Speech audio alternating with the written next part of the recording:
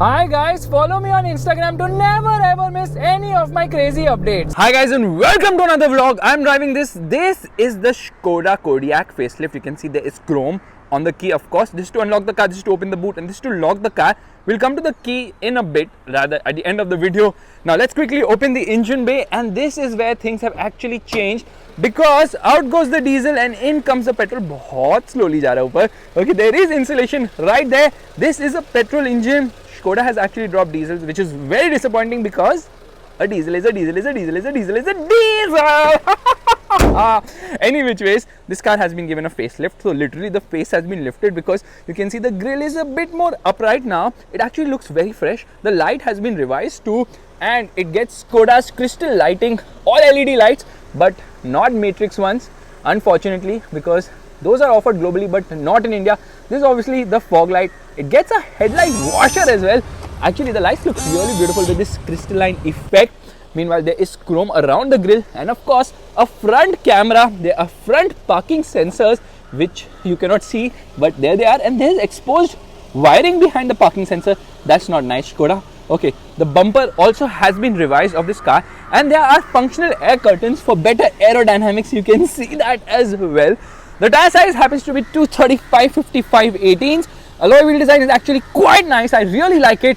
Laurent Clement, the name of the variant, and here you can see there's another camera here, and it projects some light. Actually, Skoda is projected from the door when you open the door. You can see that at night as well. Now the car looks sort of a station wagon, less station wagon than before, but nothing has really changed in terms of the profile.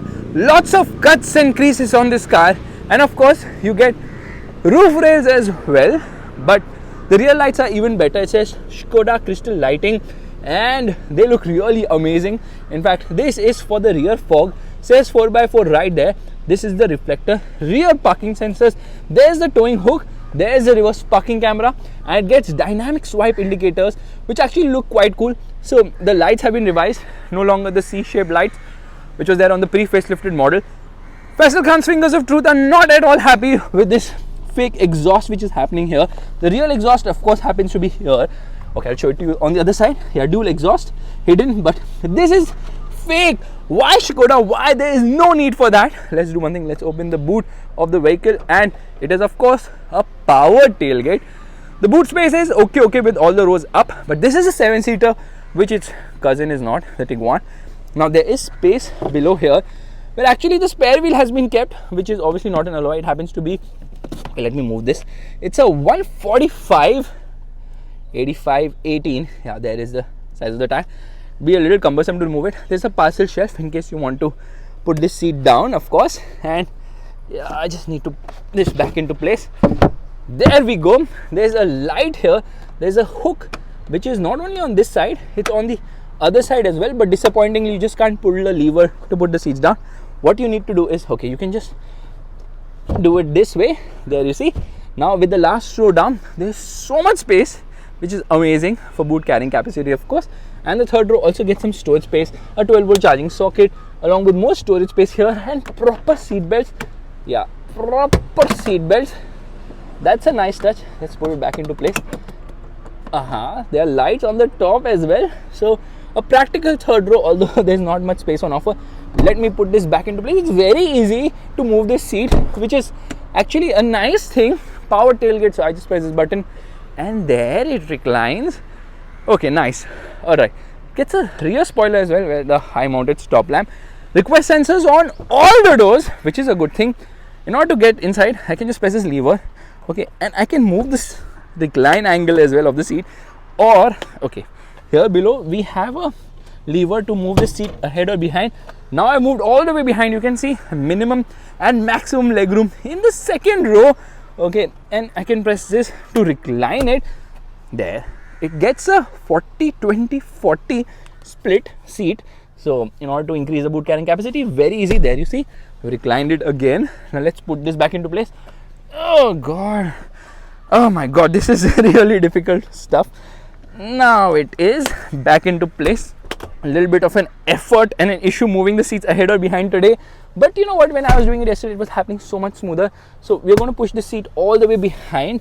Where is the lever? There you go. Okay, There's a hump in the center, so middle passenger won't be that comfortable, although he gets ahead because we get 3 adjustable headrests. Of course, nicely lined door pockets so that they don't make noise at all. Let's get to the other side. You get a sun visor, yes, which is manually adjustable, so I'm just going to put it back into place.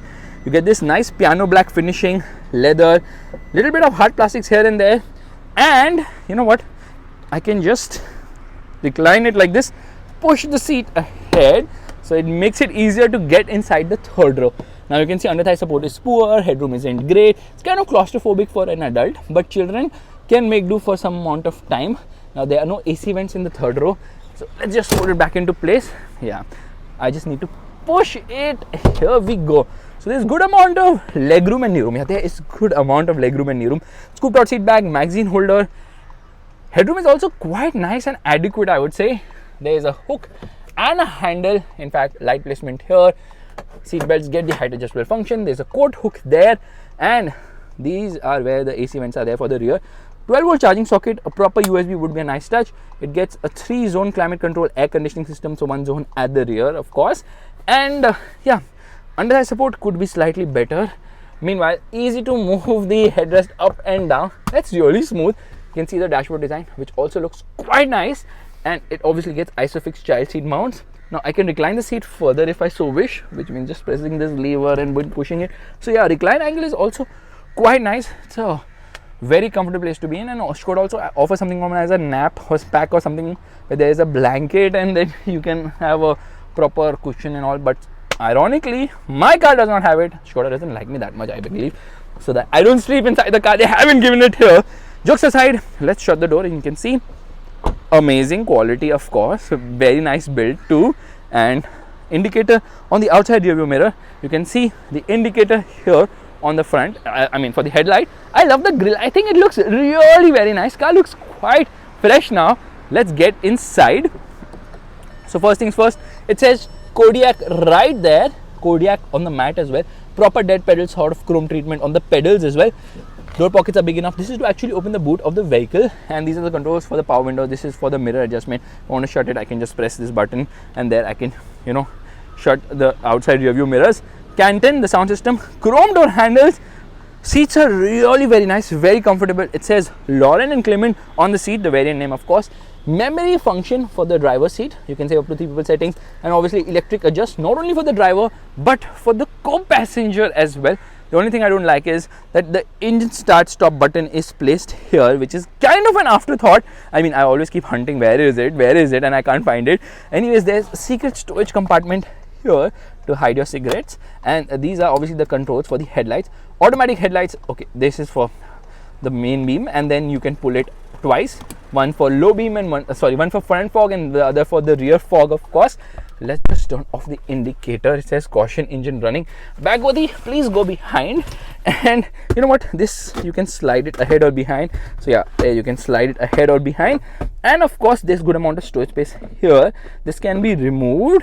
Meanwhile, it has got a card holder, coin holder, and a proper key holder as well, so you can just put the key of the car there. That's actually a nice touch. And you can see this is having this sort of a treatment wherein you can actually keep a bottle. Now this is actually shut. Yeah, the bottle is shut. It's difficult to open like this. So what I'm going to do, I'm just going to put it here and just see. Yeah, it does not move, and I'm able to open the bottle. That's a very nice touch. How this thing actually has amazing grip as well. Meanwhile, a lot of buttons here. This is for the off. Lady, you cannot do anything for me. Please don't try. All right. Now this is the off-road button. You press this, and there you can see it shows you the compass as well as the inclinometer, and I think the engine temperature as well. Let's just shut that. Okay, it also activates downhill assist. This is to turn off traction control, electric parking brake, mode selector. This is for the auto hold function. So when I get into mode, there are 6 drive modes on offer. And if I get into, okay, can you see this? Let me just zoom in. So eco, comfort, normal, sport, individual, and snow. Now the good thing is when you get into individual, you can configure a lot of things, which is the dynamic chassis control, steering, drive, light assistance, air conditioning, and DCC is basically adaptive dampers, of course. And you know what? You can decide if you want the steering in normal or sport, drive in normal, sport or eco. Eco should have been up, so it could have been normal, eco, sport. Oh, there's nothing known as normal eco sport anymore after Ford left India. This is obviously a fingerprint magnet, so I'm just going to leave my fingerprints there. And here you can see the glove box is actually decent size. It's cooled, of course. You know what? There's another glove box on the top where there is the manual of the car. I like how Skoda makes cars so practical. That made some sound. Okay, there is a mirror along with a light. Same is the case here as well. There's a mirror along with the light. There's a handle on the driver's side as well. Now let's go through this screen. It's a bit chintu mintu, I would say, because this is an 8-inch screen. Yeah, 8-inch screen in 2022 is a bit too small, I would say. It's okay, fine, it's like nice in terms of graphics, but it's a bit slow to respond. It's got SmartLink, it's got Android Auto, it's got Apple CarPlay, and they also work wirelessly. It has got inbuilt navigation also, which works quite nice. However, we're just going to get out of that. Oh, there you see the compass. Here I am just going to get into the vehicle. Okay, it has got a tire pressure monitor, shows me the vehicle status. I get into settings, plenty of settings here. I can turn off traction control from here as well, but thankfully we have got a proper dedicated button there.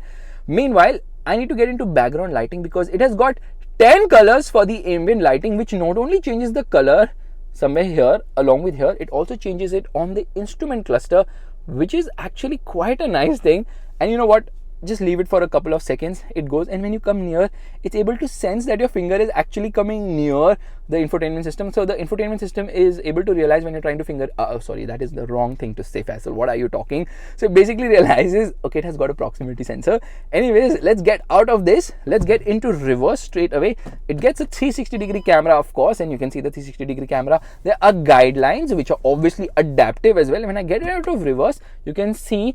When I get into reverse, the mirror actually goes down a bit so that I can see the curb, so I don't hit the wheel somewhere. And obviously it auto detects once I get going. So that's again a very nice touch. Let's get out of here. So plenty of settings inside this menu. It's a bit hidden, I would say, to be honest. And of course, instrument cluster mode is what is really interesting to me, because you can change a lot of things by getting into configuration. But why should I go into the instrument cluster to make changes here? Why can't I do it here itself? So that's a bit disappointing for me. Okay, it has got 5 modes for the instrument cluster as well, so I can just press a button. There is the map view. Okay, plenty. This is what is this? This is a full freaking map view, which is also quite nice. So I can just browse through multiple modes and all. But you know what is the problem? You can see things on the either side. Now if I want to change it, I have to actually change it from here. That's right, I have to actually go inside this infotainment system and then make changes, which is honestly very cumbersome and just kind of pointless. Why didn't they not offer buttons on the steering wheel so I could just do it so effortlessly as well? So yeah, that's something which Skoda needs to work on, the ergonomics of this car. And talking about ergonomics, things are not that great in certain ways as well. Like for instance, to unlock the car, the button is here. Why would you keep the button right here in the center? I'm like searching either button kidhar, I could not find it. Obviously it gets leather seats, and seats are really very comfortable. Now there is storage space here below. Of course, there are 2 USB-C charging sockets, 12-volt charging socket, and a wireless charging pad as well. There's chrome lining here. I just need to pull it back into place. Lot of buttons here which you can see. This is for the stop start system. This is for self park. This is to turn on the camera. Hazard light, lock unlock the car. Passenger airbag. Well, it tells you if the passenger airbag is off, because when nobody's sitting, obviously turns off. Physical controls for the air conditioning. It gets a dual zone climate control air conditioning. Let's listen to a radio right away.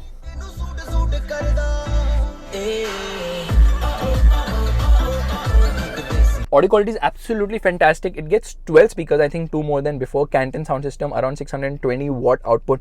Really amazing. It gets a new Skoda steering wheel, which is a 2-spoke unit. The Sportline does not get a 2-spoke, it gets a 3-spoke. It says Laurent and Clement right here. Nice knurled dials as well. Now this is obviously for the instrument cluster, so you can you can browse through the instrument cluster using this button, but then you can also zoom in and zoom out of maps, which I'll show you right now. So here you can see it's completely zoomed in, and then I can obviously zoom out, which is beautifully done.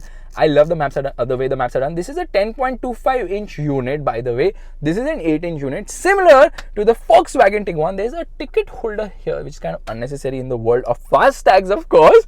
And that's not all. Okay, there are paddles which are of plastic, of course. This is obviously for the wipers, and the wipers work really well. You can see there is plenty of spray on offer. Yeah, there is so much spray on offer. Now actually the thing is that you were not seeing the cluster properly, because when you turn on the light now, it dims a bit. Okay, it goes into night view. Now I've turned off the light so you can see it properly as well. We are somewhere around Riyadh, okay, because I've just zoomed out of the map. So we're just going to go through the instrument cluster again. It's quite loaded as such, definitely very loaded. Only thing is, I mean, if you keep this button pressed, you can go through the 5 modes. There are actually 5 modes: auto, classic, view 1, view 2, view 3.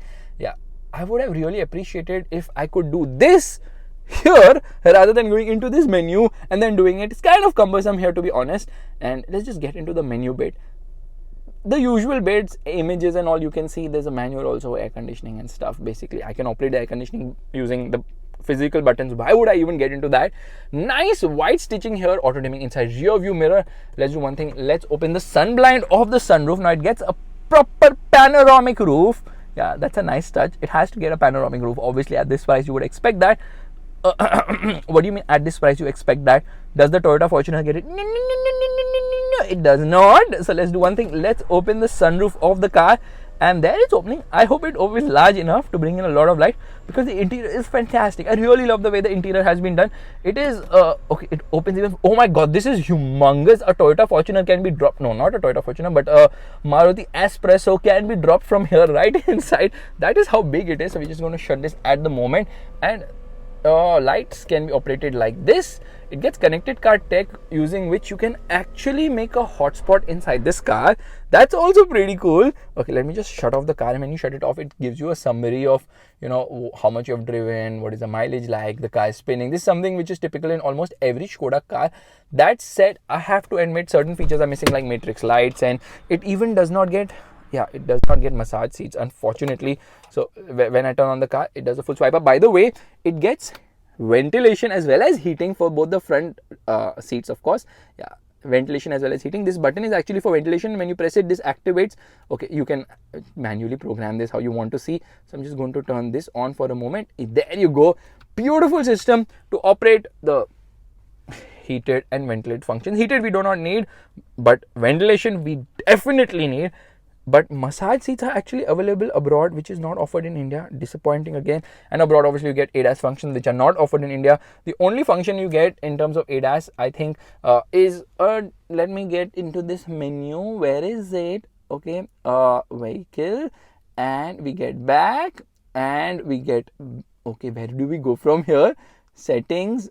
Forget it. Basically, it has got a driver alert system. That's about it. It misses out on ADAS functions. It also misses out on ergo seats, which are actually offered abroad. Let's just shut this. Bye car, I will see you later. Now another revolutionary feature inside this car happens to be an umbrella holder, and the driver side actually gets an umbrella as well. Yeah, that's right, you get an umbrella on the driver side, which is actually a nice touch. I'm just going to unbox and open this umbrella to see the quality of this umbrella. And there, yeah baby, yo, that is a very nice umbrella. I like it. Small but functional. So Skoda also offers this. We're just going to keep this inside like this for the moment. We're going to shut the door. Oh no, I forgot the keys inside, because I want to show you a feature which a real Skoda car needs to have, which is, let's lock this car, and yeah, there the mirrors obviously go inside. If I keep this button pressed right now, all the windows actually roll down, and the sunroof tilts. Yeah, the sunroof tilts. Now this is an amazing feature to have. Let me keep this button pressed, and all the windows go up as well. Real Skoda cars have this feature. This feature is not available in the Kushaq, because the Kushaq is made for India. Let's start driving right away.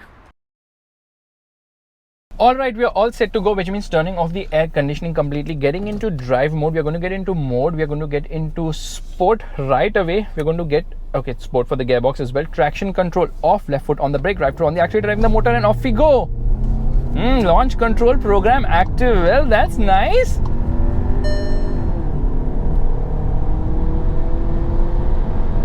Performance is actually quite brisk. Now this is a 2-liter TSI engine which actually produces 190 horsepower and 320 Newton meters of torque. The result is 0 to 100 kilometers per hour comes up in a claimed 7.8 seconds, but in the real world you will get to that in around 8ish seconds, which is actually decently quick for a car of this size and weight. Of course, it gets 4-wheel drive, it has 4x4, and it has got plenty of modes as well. You can see vehicle status, it's showing me the traction control is off, so you be a little careful as well. Engine performance is really nice. This motor is so smooth, it's so refined, it's unbelievably smooth and refined. It's like makhan. Literally at idle you can't hear it, and at lower end of the rev range you can't hear it, and then in the mid range it kind of starts becoming vocal, and in the top end it becomes really vocal in a good way. It becomes very sporty. Now all these multiple drive modes alter a lot of things: engine, gearbox, steering wheel, as well as the suspension. In the pre-facelifted version of the Kodiaq, adaptive dampers were not offered, although globally they were available, but right now Skoda has finally offered it in India, and it makes a humongous difference.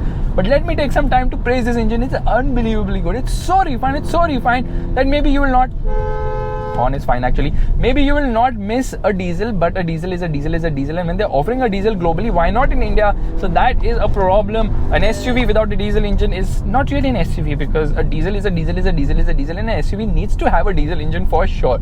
Now I have got paddle shifters, but it does not give me complete manual control of things, because it will upshift whenever it decides to do so. We're going to come to a halt here. Braking performance is obviously fantabulous, something you would expect from a car of this price. We're just going to get into car, we're going to get into settings, background lighting, and we are going to change this to blue, so that thing also changes into blue.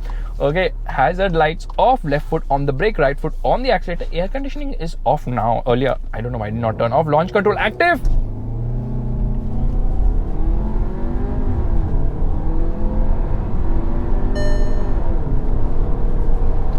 This car upshifts slightly ahead of 6000 RPM, so the red line is actually quite low as such. 6200 RPM or whereabouts is where it actually upshifts. We're just going to change the cluster mode because we can. Okay, this is also a nice looking unit. I like the cluster on this car. It's really very nice, fantastic to say the least. There is that minor lag lower down, so drivability is not the best. It's good, but it's not the best as such, and obviously it does not have the torque rush of a diesel. A diesel really pulls hard and strong. This one does not pull in the same league, and the other issue is fuel efficiency. It loves to drink fuel. Okay, this particular engine will not return you double digit mileage. It will actually stretch to almost double digits, 11 to 12 kilometers per liter, but out on the highway. In the city you're going to get 7, 8, 9 kilometers per liter. Trust me on that. Again, it depends on your driving style and which mode you're driving in. There's an eco mode to conserve fuel, of course. Steering wheel is actually quite sharp and quick. It's actually very light as well, so maneuverability at low speeds not an issue at all. At high speeds though, it is reassuring, but it doesn't really give you that feel you would expect. And then obviously because it's 4-wheel drive, there's plenty of grip on offer. Even with traction control off, there is no wheel spin, there is no loss of traction. Obviously it channels more power to the front wheels, more of a front biased 4-wheel drive system. But you know, the rear also chips in at times, and then obviously there's good amount of traction. In fact, it corners decently well for a car of its size. And then you cannot deny the fact that there is body roll. There has to be, although the suspension is like most European cars on the firmer side, which results in the low speed ride not being as good. And then obviously as the speed increases, the ride tends to become better and better. But there's a big difference here in terms of the ride quality of the car, thanks to adaptive dampers which are being offered right now. With adaptive dampers in comfort mode, the ride is better at lower speeds now compared to before. And then obviously adaptive dampers change the damper ratings and settings and, you know, stiffness and softness based on which mode you are in, and it makes a humongous difference. Skoda likes to call it dynamic chassis control. It's just basically the dampers. Adaptive dampers really make a big difference. You can see at slower speeds, no issue at all. Very lighter steering. It's an obnoxiously lighter steering wheel. I absolutely love the horn. I cannot deny the fact that the horn is really very nice in this car, and overall ride is also quite nice. It's a well-rounded package in terms of ride and handling balance. There is no two ways about it. And then you make a turn, no problem at all. Get into the throttle. Yeah, fantastic. It's a very nice, sorted, insulated, beautifully engineered, very nice build quality car. And I just want the gearbox to be a little faster. Although this is a 7-speed DSG dual clutch unit, it could be a slightly quicker gearbox in terms of giving shifts. And obviously I need manual control of things, because if we are having paddle shifters, and then obviously I can slot the lever left and then also decide to shift myself, but it will not hold on to a gear, which is kind of a big bummer. You see, yeah, a little bit of a thud here and there because of obviously the inherent stiffness of the chassis. This is obviously the MQB platform, no A0i in here. This is the real deal. This is the real MQB platform which powers or rather underpins a lot of VW Group cars. EcoTip activate start stop system. Thank you so much for the EcoTip. Even the car knows it guzzles a lot of fuel, so it has to keep giving me these EcoTips. You're just going to get yellow here. Okay, you know what? The steering wheel is adjustable both for reach as well as rake, but obviously manually adjustable. I'm going to change the cluster mode to something more amazing, maybe. I don't know. I guess, yeah, 3 of them are actually useless. This is the best one as such. Left foot on the brake, right foot on the accelerator, revving the motor, launch control.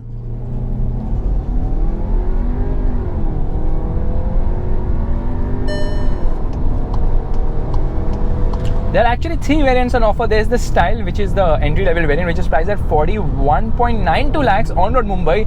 And then there's Sportline, which gets some sporty bits. And then there's LNK, which gets all the features. We are driving the LNK. This one is priced at 44.9 lakh rupees. Again, on road Mumbai, of course. Extremely expensive for what it has to offer. I know most people are going to opt for the Fortuner, but Skoda says they've actually sold out the car for a few months, and I think 100 units is what they've sold per month, which by the way is not much. The Fortuner sells 15 to 20 times of that because the Fortuner obviously is a real SUV in the traditional sense because it has a body on frame platform, it has got 4-wheel drive, even this car has got 4-wheel drive, but it has also got a diesel engine. This one lacks a diesel engine, it also lacks a manual gearbox, so this is where the problem lies. Of course, this car is much better than the Volkswagen Tiguan because it is a 7-seater and overall it has more features and stuff like that. However, the Tiguan now seems more attractively priced because it's a few lakhs cheaper. That said, the Kodiaq is not really going to sell. Skoda doesn't even intend to sell it in many numbers as such. It's a fantastic car, but it really needs to be priced more attractively, and it definitely needs a diesel engine because a diesel is a diesel is a diesel is a diesel, period. VW Group, the biggest blunder you're doing right now is not offering diesel engines in India, and that's the reason your rivals are running away by offering diesel engines because nothing can replace the efficiency and the torque rush of a diesel. No matter you give a TSI engine or whatever engine you want, it is just impossible for a petrol to compete with a diesel, at least in terms of efficiency and the torque rush which it has to offer. So as I see it, the Kodiaq, well, it has taken its own sweet time to come back because I think this model, the facelifted one, was launched globally last year, and because of COVID or maybe I don't know what, Skoda took a lot of time to bring it back. But it's back, but in Petrol Hafta, it's not as attractive as before. Although overall in terms of visual appeal and features and stuff like that, it's definitely become more attractive as such. Lunges ahead in the mid-range, that's how good this engine is. But this engine in the Super, fine. But in an SUV, you need a diesel, period. No denying that fact. So guys, if you like this vlog, make sure to give the thumbs up. That's a like button, and also subscribe to the channel. I'm stuck in traffic, unfortunately, so bye-bye.